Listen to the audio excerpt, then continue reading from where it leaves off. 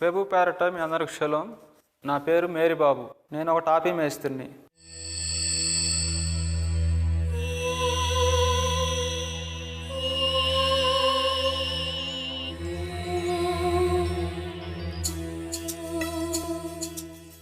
అంతేకాకుండా మేస్త్రులకు మడుసులు కావాలంటే మరి కూలి మడుసులను తీసుకొచ్చి పెట్టి నేను మధ్యలో ఉండి వాళ్ళకి అడ్వాన్సులు ఇప్పిస్తే వాళ్ళు సగంలోని పని చేయకుండా పారిపోయేవాళ్ళు.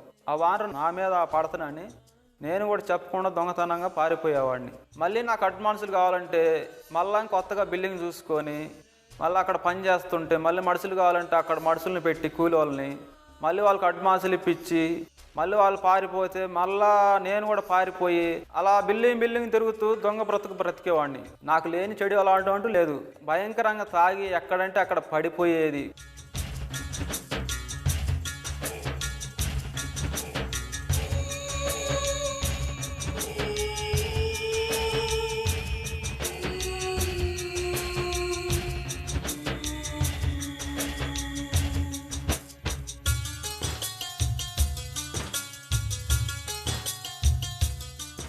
నా కాడ డబ్బులు అయిపోతే 120 రూపాయలు వడ్డీకి తెచ్చుకొని తాగి పేకాటలాడేవాడిని.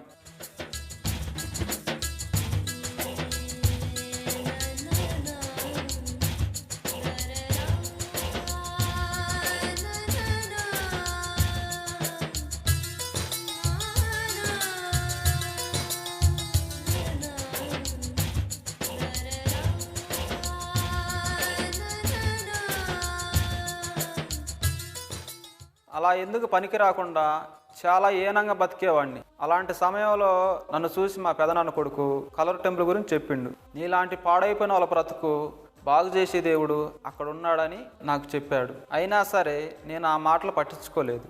నా జీవితం అలా దారుణంగా సాగుతున్న సమయంలో ఒకరోజు నా ఫోన్లో కలర్ టెంపుల్ లైవ్ చూశాను.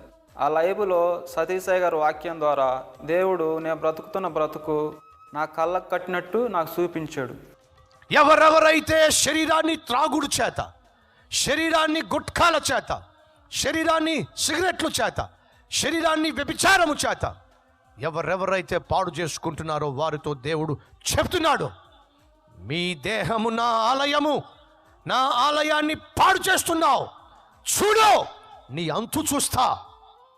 దేవుడు నీ అంతు చూడక మునిపే, దేవుడు నీ మీదకు తన ఉగ్రతను పంపించక మునిపే ఈరోజు నీ తప్పును ఒప్పుకుంటావా?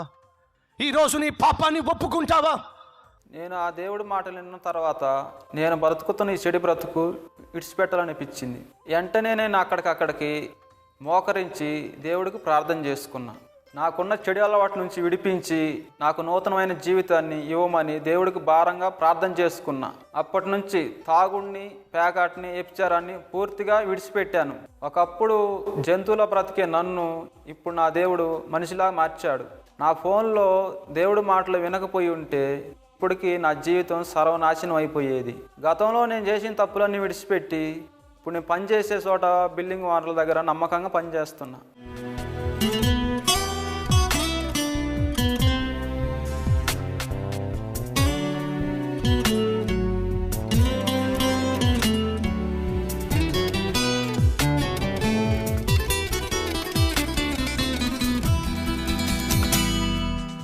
అంతేకాకుండా నా బ్రతుకుని ఇంత బాగు చేసిన ఈ దేవుని సువార్తని అందరికీ పరిచయం చేయాలని అనుకున్నా. అలా అనుకొని మేస్త్రి పనిచేస్తూ వచ్చిన డబ్బులతో కలవరస్వరం ద్వారాగా దేవుడి సువార్తను అందించా.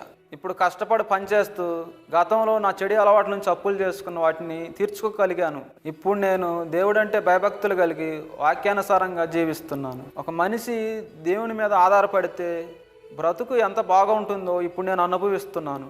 లోకానుసారంగా జీవించే నన్ను దేవుడి మాటలు చెప్పి నా బ్రతుకును బాగు చేసిన సతీసాయి గారికి నా నిండు వందనాలు. నరకపు కోరలో సిక్కోల్సిన నన్ను కాపాడి పరలోకాన్ని విశ్వసించి ప్రార్థించి దేవుడు అనుగ్రహించే జవాబు పొందుకోవాల్సిందిగా కోరుతున్నాను.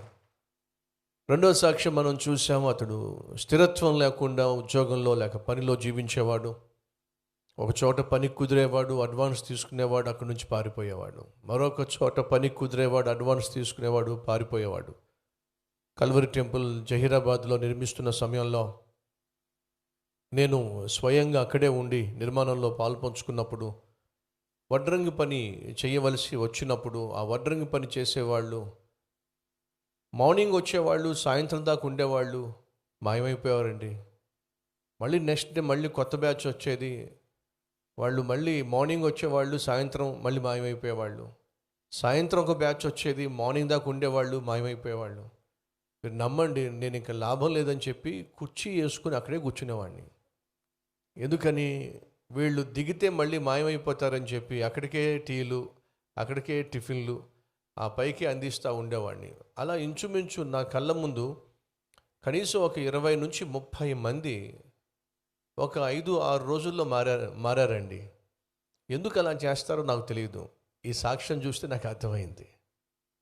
రావడం, ఎంతో కొంత అడ్వాన్స్ తీసుకోవడం, పారిపోవడం. ఈరోజు మన మధ్య ఎవరైనా ఉన్నారా?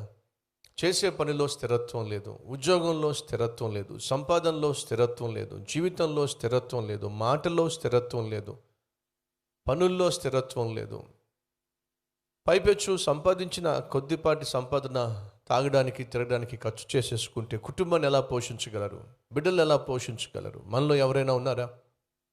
స్థిరత్వం లేని ఉద్యోగం, స్థిరత్వం లేనటువంటి పనులు చేస్తూ బాధ్యత లేకుండా జీవించేవాళ్ళు. ఆఖరికి జరిగింది ఏమిటి? అతడు ఒకరోజు ఆన్లైన్లో కల్వరి టెంపుల్ అందించే సందేశం విని తన జీవితాన్ని ఎలా దిద్దుకున్నాడో, ఏ విధంగా క్రీస్తును సొంత రక్షకునిగా అంగీకరించిన తరువాత బాధ్యత కలిగి తనకిచ్చిన పనిని చేయటం మొదలుపెట్టాడో, ఫలితంగా దేవుడు అతన్ని ఎంతగా దీవించాడో ఓ చక్కని సాక్ష్యాన్ని మనం చూసాం. ఈరోజు మనలో ఎవరైనా చేసే పనిలో స్థిరత్వం లేకుండా, మాటలో స్థిరత్వం లేకుండా జీవిస్తున్నట్లయితే నిన్ను స్థిరపరిచే దేవుడున్నాడు. ఆయన ప్రభు అయిన యేసుక్రీస్తు. ఆయనకు నీ జీవితాన్ని అప్పగించినట్లయితే ఆ సహోదరుడు ఏ రీతిగా తాను ఏ పని చేసినా, ఏ ప్రయాణం చేసినా ప్రభు సన్నిధిలో మోకరించి తన జీవితాన్ని ప్రభువుకు అంకితం చేసి ఏ విధంగా పనులు పూర్తి చేసేవాడు మనం చూసాం. అంతేకాకుండా తన జీవితాన్ని బాగు చేసినటువంటి దివ్యమైన వాక్యాన్ని ఏ విధంగా తను